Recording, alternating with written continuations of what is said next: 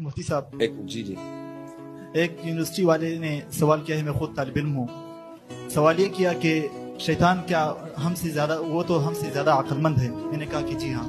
تو پھر اسی نے یہ بتایا کہ اگر وہ قیامت سے پہلے وہ اللہ سے توبہ کر لے تو اللہ تو غفور الرحیم ہے، تو اللہ اس کو معاف کریں گے. تو آپ کا اس کے بارے میں کیا جواب ہے اس کا؟ توبہ کا دروازہ ہر ایک کے لیے کھلا ہوا ہے، شیطان کے لیے بھی، انسان کے لیے بھی. اللہ ہر ایک کی توبہ قبول کرتا ہے،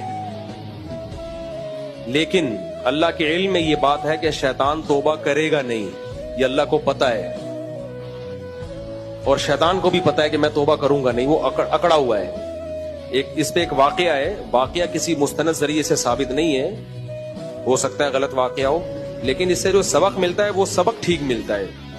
پھر ایسے واقعات سنانے میں کوئی حرج نہیں ہے، یہ بتا کے کہ بھائی کوئی یقین ہی نہیں ہے، لیکن سبق جو اس سے مل رہا ہے وہ 100% درست ہے. کہتے ہیں شیطان موسیٰ علیہ السلام کے پاس گیا اور کہا کہ اللہ سے پوچھیں آپ کہ میں اگر توبہ کروں تو میری توبہ قبول ہوگی؟ میں نے آدم کو سجدے سے انکار کیا تھا، میں نے گناہ کیا، آج میں توبہ کروں تو موسیٰ علیہ السلام نے اللہ سے پوچھا، اللہ نے کہا ضرور ہوگی توبہ قبول.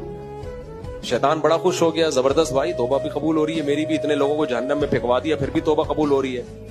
تو شیطان نے موسیٰ علیہ السلام سے کہا کہ ٹھیک ہے بتائیں 2 رکعت پڑھ کے کیا کون سی دعا مانگوں؟ 2 رکعت پڑھوں اور دعا مانگوں کہ اللہ کون سے الفاظ کہوں جس سے توبہ قبول ہوگی؟ تو موسیٰ علیہ السلام نے اللہ میاں سے پوچھا کہ شیطان کہہ رہا ہے کہ کون سی سورت پڑھنی ہے پہلی رکعت میں، کون سی دوسری رکعت میں، کس طریقے سے نماز پڑھنی ہے، کیا عمل کرنا ہے؟ تو اللہ میاں نے فرمایا کہ کچھ بھی نہیں کرنا، آدم کو سجدے کا حکم دیا تھا، اب آدم تو ہے نہیں، ان کی قبر ہے، قبر کو جا کے سجدہ کر لیں.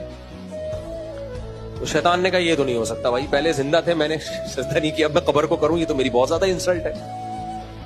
تو اس سے پتہ چلتا ہے شیطان توبہ کرنے کے لیے تیار ہے نہیں. تو اس لیے یہ اللہ کے علم میں تھا، یہ ایسا اکڑا ہوا ہے، یہ نہیں مانے گا، یہ توبہ نہیں کرے گا.